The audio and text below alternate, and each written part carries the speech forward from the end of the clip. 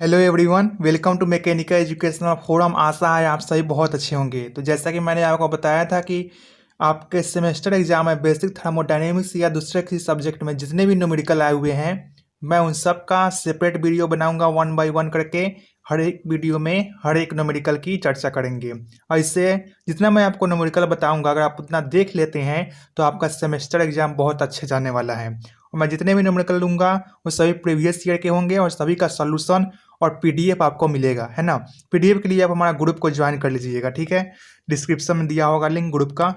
तो ये क्वेश्चन आपका है न्यूमेरिकल जो पूछा गया है। आपका क्वेश्चन है आपका, a gas of mass 1.5 kg undergoes a quasi-static expansion which follow a relationship P is equal to 1 plus V।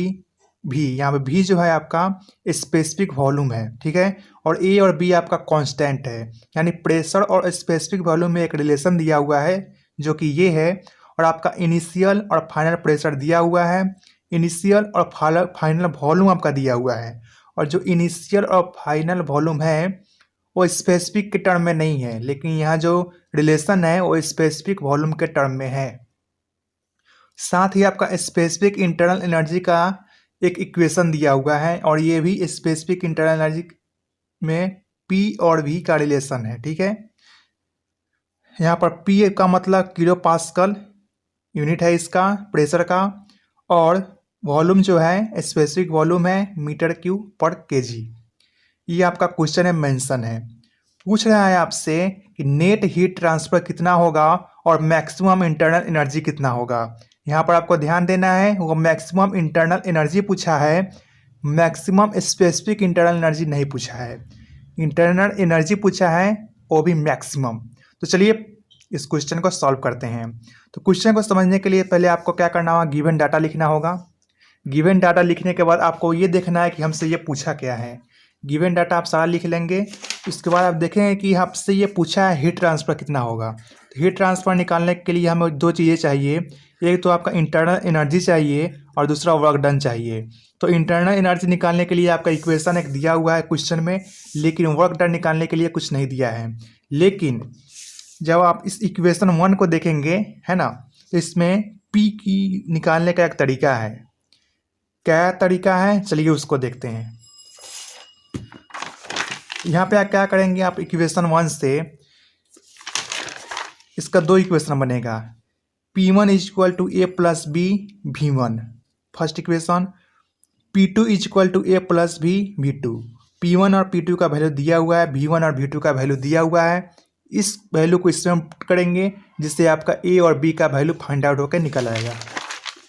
तो यहाँ पर मैंने A और इस ऐसे ही किया है, A और B की वैल्यू को फाइंड आउट कर लिया है, ठीक है। और जो A और B का वैल्यू फाइंड आउट होकर निकला है, फिर से मैंने इस इक्वेशन को A और B की वैल्यू को यहाँ पर मैंने पुट कर दिया है, ठीक है, इस इक्वेशन 1 में। तो यहाँ से मुझे प्रेशर के एक टर्म मिल गया है स्पेसिफिक वॉल्यूम के टर्म में। और आपको पता है वर्क डन क्या होता है। क्लोज सिस्टम के लिए जो वर्क डन होता है वो integration of P D V होता है। तो हमका V का एक रिलेशन मिल गया, dV आपको इसको रिस्पेक्ट में आप इसको इंटीग्रेट करेंगे और V1 और V2 लिमिट आप रखेंगे, ठीक है। तो उसी तरह से इसको करना है। P की जगह पर मैंने इस इक्वेशन को रखा है, फिर से उसको इंटीग्रेट किया है मैंने, ठीक है। इंटीग्रेट करने के बाद मैंने को वैल्यू को पुट कर दिया है, लिमिट की वैल्यू को। उसके बाद वर्क डन का आपका 600 किलो जूल निकल के आ गया है, ठीक है। अब क्या होगा, फ्रॉम इक्वेशन 1 वर्क तो आपको मिल गया, लेकिन अब हमको निकालना है इंटरनल एनर्जी। इसके लिए आपको इक्वेशन 2 देखना होगा। इक्वेशन 2 है हमारा U is equal to 1.5 PV minus 85। ये इंटरनल एनर्जी का रिलेशन है। फिर से हम क्या करेंगे, इस इंटरनल एनर्जी को दो टर्म में निकालेंगे, U1 और U2 के टर्म में। हम निकालेंगे U1 और दूसरा निकालेंगे U2, ठीक है। जब U1 और U2 निकाल लेंगे तो हम change in specific internal energy निकाल लेंगे। Change in specific internal energy के निकालने के बाद हम केवल इंटरनल एनर्जी निकालेंगे कैपिटल U वाला, ठीक है। इस कैपिटल U की जो वैल्यू निकल जाएगी तो इसको यहाँ पे पुट करेंगे। वर्क डन आपका 660 मिल गया है, यहाँ से आपका हीट ट्रांसफर निकल जाएगा। इसके लिए क्या करना होगा, ये जो रिलेशन है आपका, ये इसका भी दो इक्वेशन बनेगा। दो इक्वेशन कौन कौन होगा, U1 में हम P1 V1 को रखेंगे, U2 में हम P2 V2 को रखेंगे। P1 P2 V1 V2 आपका दिया हुआ है क्वेश्चन में, ठीक है। उसके बाद रखेंगे या उसको वैल्यू को आप फाइंड आउट करेंगे। एक चीज़ आप ध्यान देंगे, मैंने यहाँ पर 1.5 जो मास है उससे डिवाइड किया है। क्यों डिवाइड किया है, क्वेश्चन में आपका यहाँ पे जो V1 और V2 का यूनिट है वो मीटर क्यूब है, लेकिन इंटरनल एनर्जी का जो यूनिट है वो स्पेसिफिक के टर्म में है, पर केजी के टर्म में है। इसलिए इस इक्वेशन में इस V1 और V2 को पुट करने के लिए मुझे पहले इसको स्पेसिफिक वॉल्यूम में कन्वर्ट करना होगा। इसलिए मैंने V1 और V2 को मास से डिवाइड किया है। यहाँ पे मास से मैंने डिवाइड किया है 1.5 1.5, जिससे इसका यूनिट बैलेंस हो गया और किलो जूल पर केजी में मुझको मिला है। तो यहाँ पर मैंने चेंज और स्पेसिफिक इंटरनल एनर्जी मैंने निकाल लिया है, ठीक है। उसके बाद आपको कैपिटल यू वाला निकालना है, इंटरनल एनर्जी है ना, जो स्पेसिफिक इंटरनल एनर्जी के टर्म में हम नहीं, अब केवल आपको इंटरनल एनर्जी निकालना है, चेंज इन इंटरनल एनर्जी। इसके लिए आप मास से इसको मल्टीप्लाई करेंगे, 60 किलो जूल आ गया।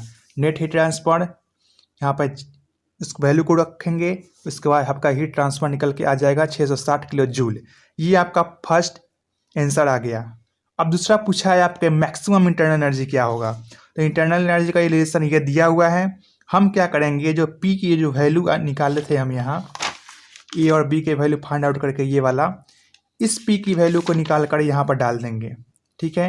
फिर से यूनिट बैलेंस करने के लिए 1.5 से इसको डिवाइड करेंगे और इस एक्सप्रेशन को सॉल्व करेंगे। जब इस एक्सप्रेशन को सॉल्व करेंगे 1.5 से 1.5 कट जाएगा, ये भी मल्टीप्लाई हो जाएगा, उसके बाद ये एक्सप्रेशन आ जाएगा। अब आपको मैक्सिमम निकालना है, तो मैक्सिमम निकालने के लिए कंडीशन होता है मैक्सिमम और मिनिमम का, आपको डिफ्रेंशिएट करना होता है और उसको इक्वल टू 0 के बराबर कर देना होता है। तो मैंने वही किया है। ये इंटरनल एनर्जी को स्पेसिफिक वॉल्यूम के से मैंने डिफ्रेंशिएट किया है और उसको इक्वल टू 0 कर दिया है। इसको डिफ्रेंशिएट करने के बाद मुझे ये इक्वेशन मिला है, एक्सप्रेशन मिला है। यहाँ से मैंने स्पेसिफिक वॉल्यूम को फाइंड आउट किया है, जो इतना मुझे मिला है 0.725 मीटर क्यूब पर केजी।